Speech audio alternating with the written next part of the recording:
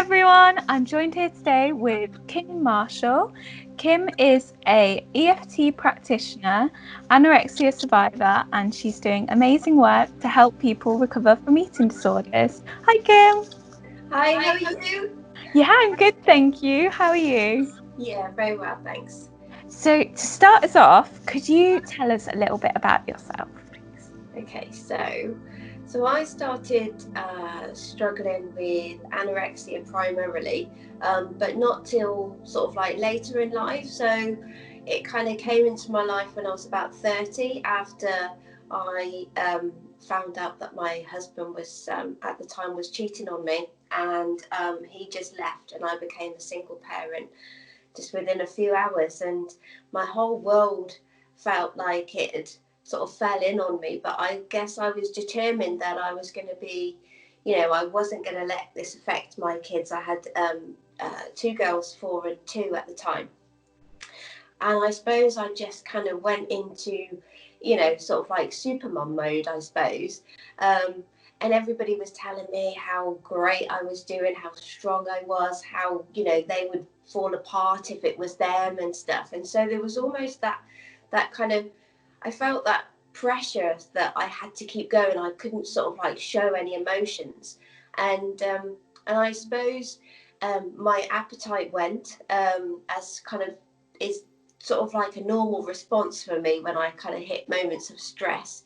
And it was like I couldn't cope with what was going on, sort of like in my life. So food and my weight, etc., slowly became the focus. I had huge denial at the start, and it was just like, oh, I'm just not hungry. Um, and then, sort of like, and then it was gradually I realised that it wasn't necessarily that I didn't, I kind of didn't want to eat. It was that I just felt that I couldn't anymore. Um, I went to my GP, and sort of, long waiting list and antidepressants, and I ended up going to a counsellor. I had 6 sessions, and I just found it sort of really difficult, and I probably ended up kind of saying all the things that I thought that I should be saying, almost to make her feel better, actually. Yeah. And I thought, oh, well, at least she thinks, she can tick a box and think that she's done a good job, and then, at least she'll feel better for it. Um, and yeah, and then I ended up sort of kind of having anorexia and then bulimia. There was sort of like definitely kind of like a restrict binge cycle that I was going through. A few years later, just things got worse, and then I ended up going back to my GP again. He just sort of told me, well, you beat this before, you can do it again. And I was like, how do you know that I beat it before? And it was all mainly, because he'd seen me kind of like that I restored some weight. I wasn't sort of like as small as I was.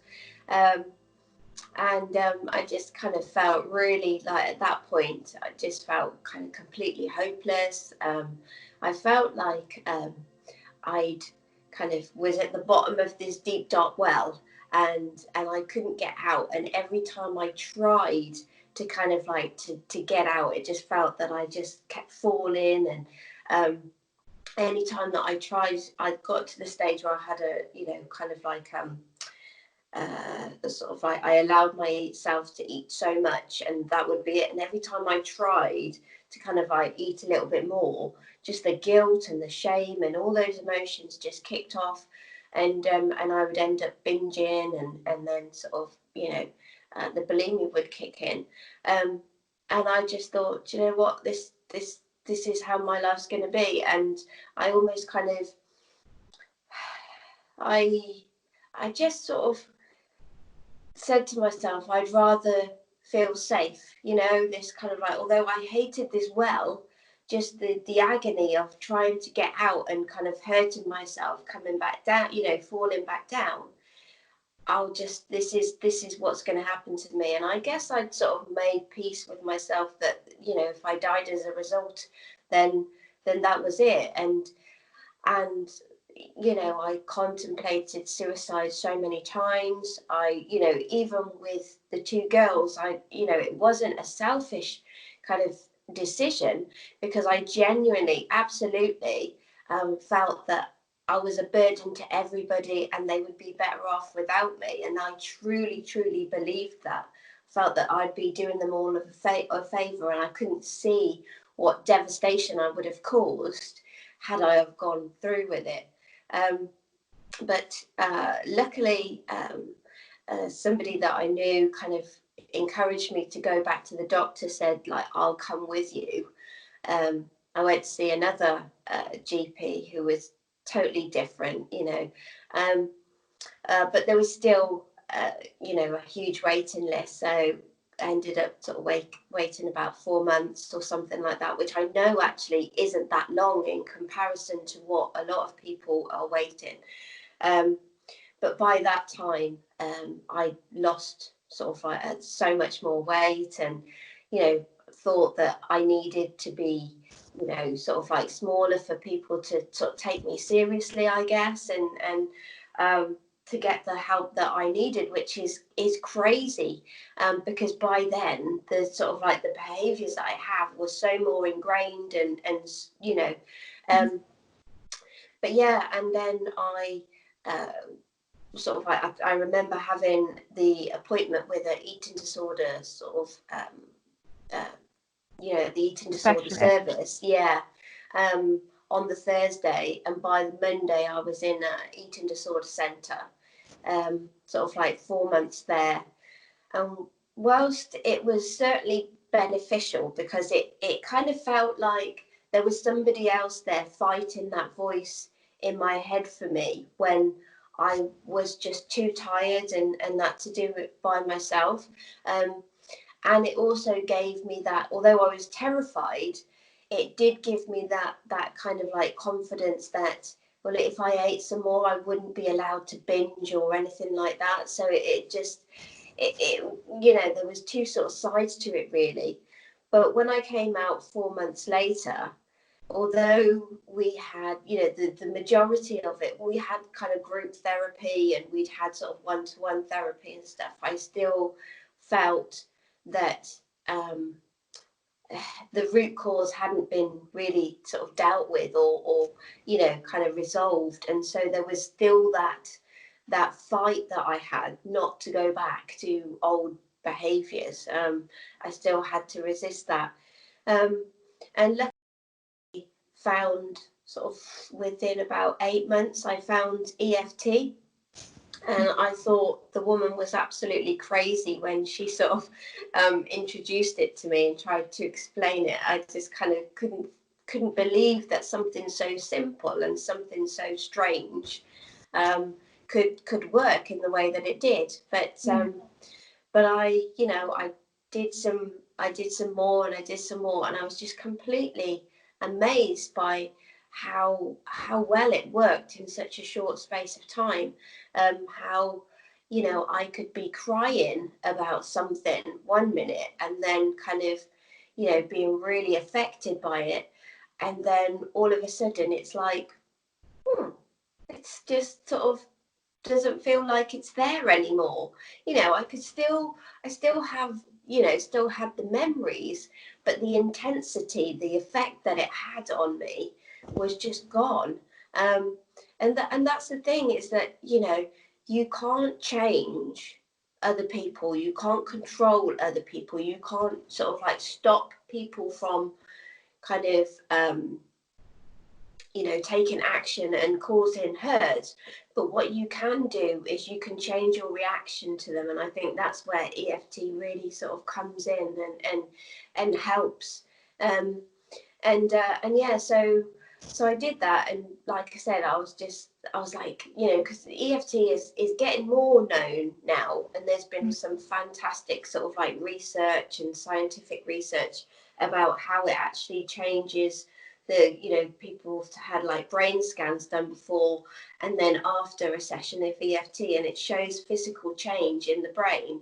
And so that has all had, sort of like credibility, etc. But yeah, I was just so like, why doesn't everybody know about this? And I was just really keen to sort of like to share about it. So I became an EFT practitioner myself, and then sort of started working with people with anxiety, with depression, with dyslexia, with other addictions such as drug and alcohol issues. And I also then sort of like a few years later, when I felt it was safe for myself, I started working with people with eating disorders. And sort of like about a year or two afterwards, I started, I sort of got a book published as well called How to Kiss Goodbye to Anna, using EFT in recovery from anorexia.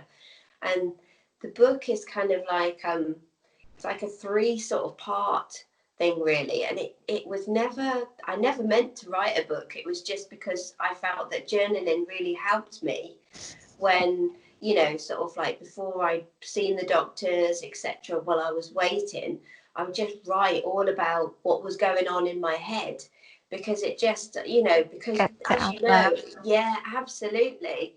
It just, everything's going on like this. It's all crazy, crazy, crazy. And so even just being able to get it out in writing on a page just helped that little bit. Yeah, definitely. It definitely did with me as well. Sorry. No, that's okay. So for everyone who doesn't know, Kim is a guest writer in our journal. And just for people that don't know what EFT is, can you explain a bit about what it is? Yeah. So EFT, it kind of works with your body's energy. And it works with your emotions. So if you imagine that you don't like public speaking and you are asked to give a speech in front of 50, 100, 200 people, the chances are you would feel a lot of emotions in your body, and it might be anxiety. And so, your throat might start to get a bit dry. You sort of might have a racing heart. You sort of like might have butterflies in your stomach, because a lot of our emotions we feel in our body. So what the EFT does, the emotional freedom techniques, or tapping as it's otherwise known, what we do is we focus on the thing that we want to eliminate, the emotion that we want to eliminate. We focus on that, and it could be, we can do tapping on sort of like a memory, so sort of like past things. We can do on so sort of like I've worked with people on memories from sort of like childhood, and also sort of I've kind of encouraged people to use it on how they're feeling right now in the present moment.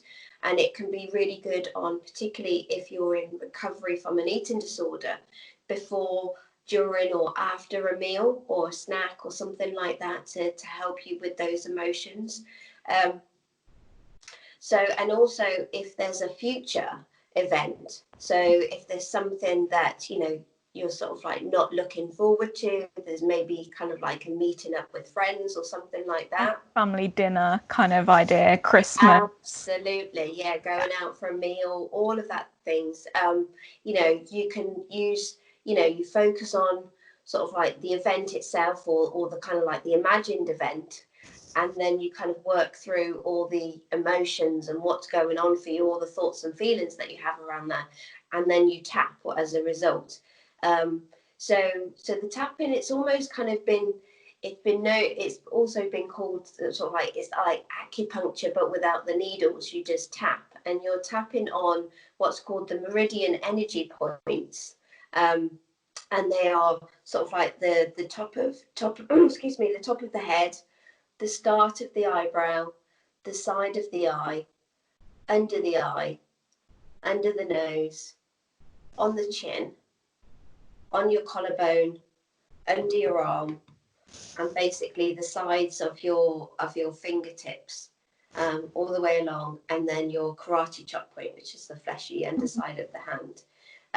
So that's the whole sequence, and so it's really sort of quick to learn. It's really simple technique, but it has such incredible results. And even now, having been done this, I became a practitioner in 2012, and just even the results that I see now with my clients is just incredible. It's, you know, it's still, it never fails to surprise me in how well it works.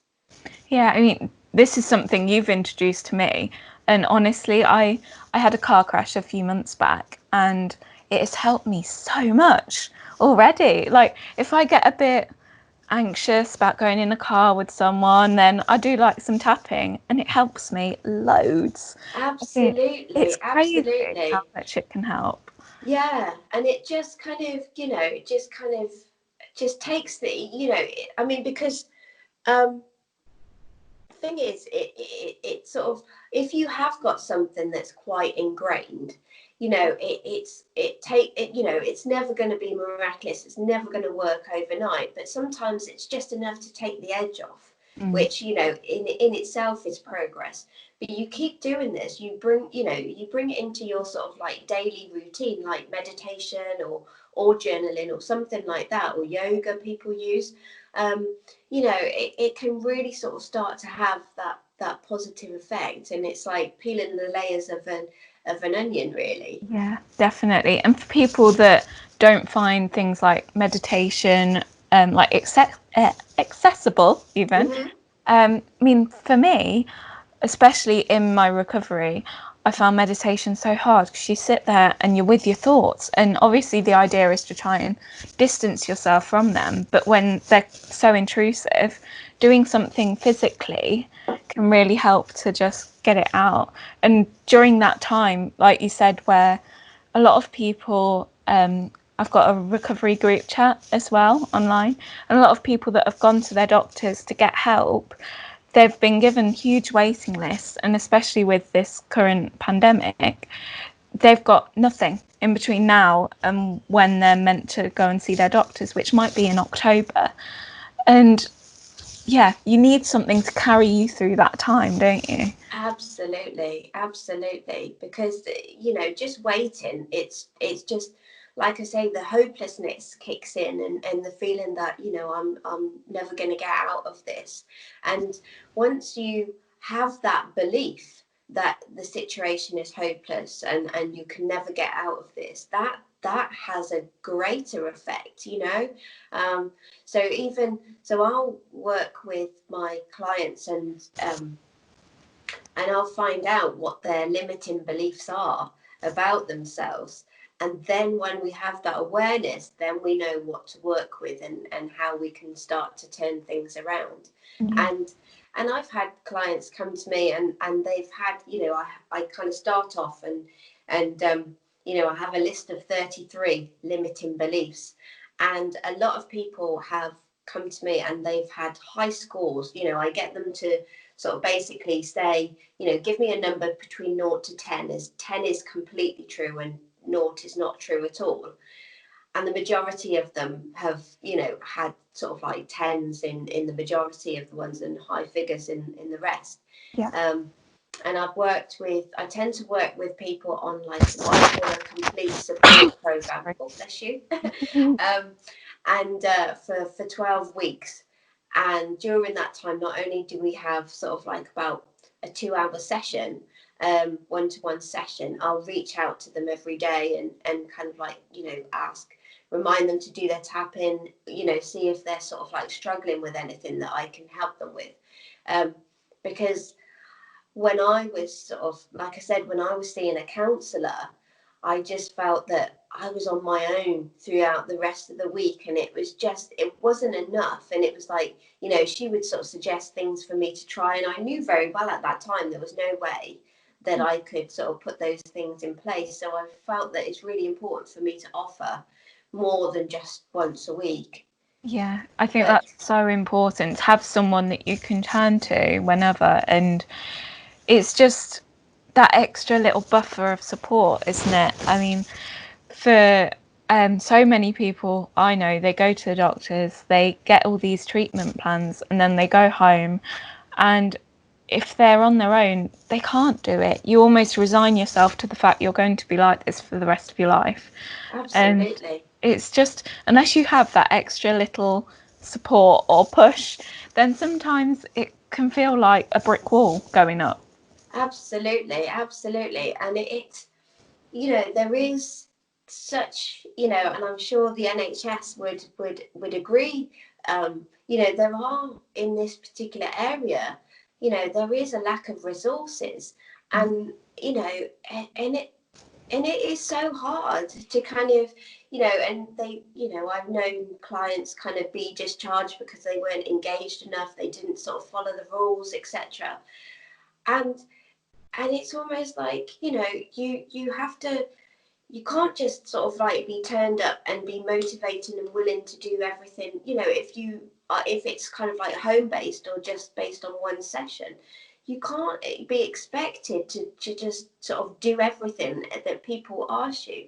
And sometimes it's just about, you know I would hope that, the help out there would be about encourage them to get to the next step. It's not about, for somebody that's kind of not consume that much, it's really unrealistic to them to expect them to kind of follow this whole meal plan, or kind of like cut out all these behaviors, or things like that. But it's just about, okay, so what is possible, what can you do, to just kind of, because of the resources, there's just not the time there. Yeah, exactly. I think people that are in treatment centres, they're amazing at what they do. It's very much like they need to get you through like this difficult period in your life as quickly as possible to get on to the next person. And Absolutely. it's disaster recovery pretty much. And I think in a lot of cases, what isn't taken into account is that it took you so many years to get to that point. And then Absolutely. it's, well, even as someone who tries to recover, sometimes people think that they're going to turn around in a week, or their doctors might think, why aren't they doing it quick enough? And if you go step by step like you do, I think that would help so many people. Did you find that any other coping mechanisms helped, or was it purely like EFT that helped you the most? It was mainly EFT that helped me the most, but the one thing that I was taught is mindfulness. That kind of, that helps. It takes a lot of practice, but the other thing I remember that sticks with me, and I sort of say this and share it with my clients now, is that, um, I had so many negative thoughts that went through my head, and I'd sort of walk down the street and stuff, and if anybody looked at me, I would be convinced that they would look at me thinking that I was fat, I was ugly, I was this, I was that, just based on one glance.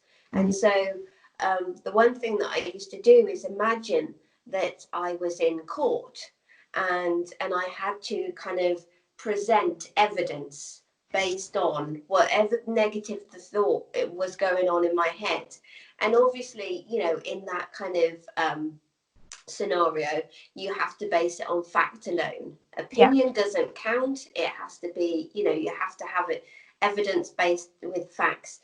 Um, and so often I was just like, okay, I have no evidence. The only evidence that I had is this person looked at me for like maybe a second.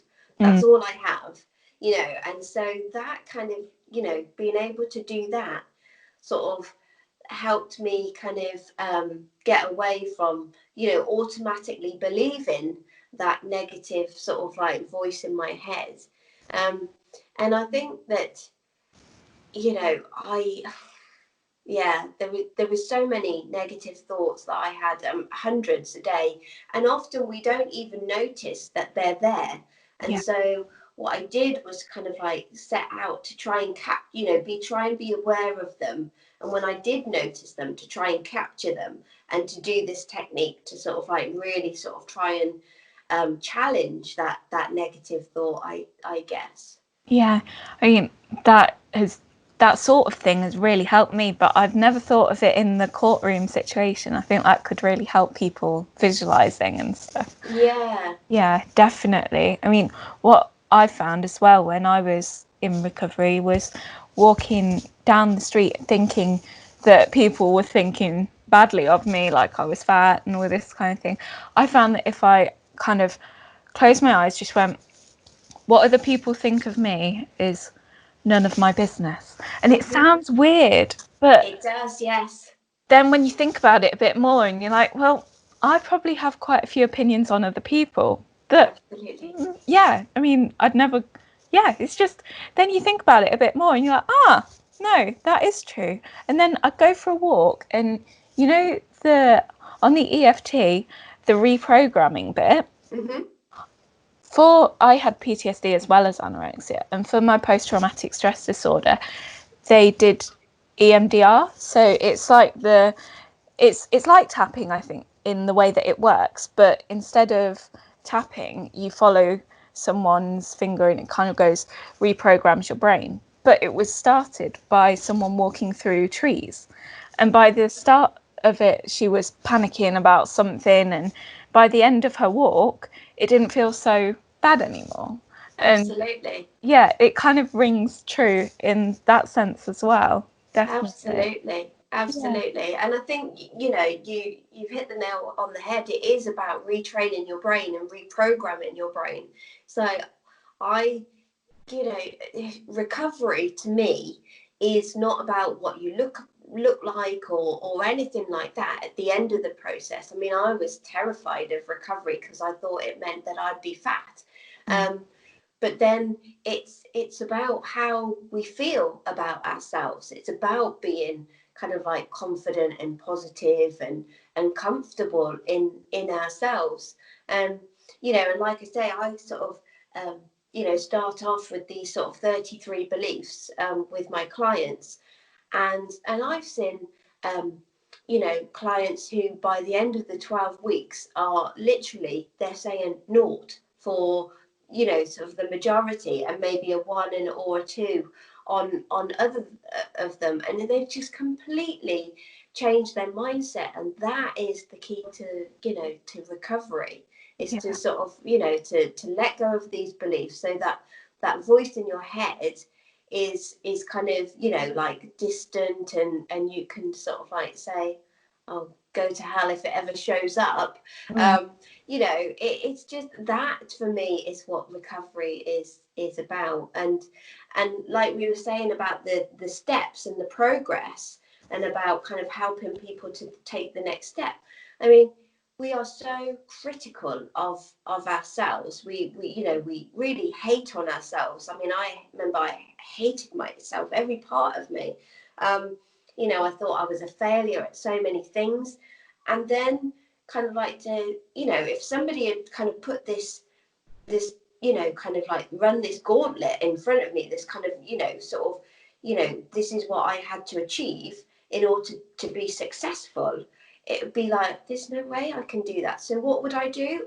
Then it would be like, okay, so I'm going to fail at this too, and so and we're very I mean, I am anyway, I'm not saying everybody is, but very kind of like impatient, and you want everything sort of like to happen straight away. And Yeah. and you'll find any excuse to sort of like to beat yourself up about anything.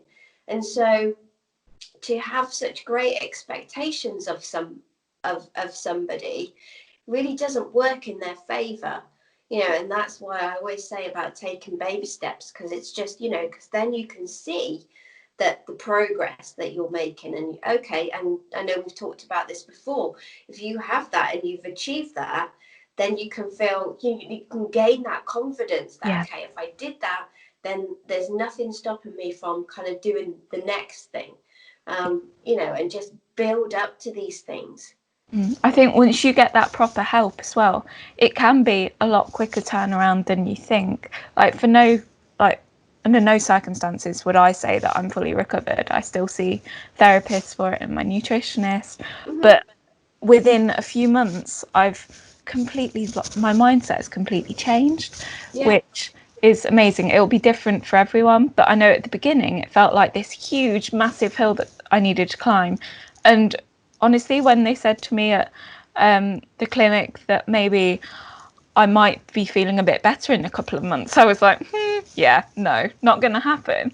But I think it's that thing when you feel better in yourself, just to the point where you can tackle it, that is so, so helpful. And when you go on from that point, it's definitely, when you have the help that you need, it's just a daily thing. It's not gone necessarily, for me anyway. It's like I might turn around and go, I'm not sure about that slice of chocolate cake, and then I'll go, you know what, I'll just try a little bit because I know how to cope with it now. And it's finding those coping mechanisms, I think. So if you could say like a couple of things to someone who's struggling at the minute and maybe is struggling in the beginning stages of their recovery, what would you say to someone? Well, I'd say you are absolutely not alone, even though you might feel like it.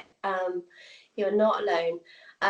I'd say that recovery is not easy, but it is, it is possible, and it is so, so worth it.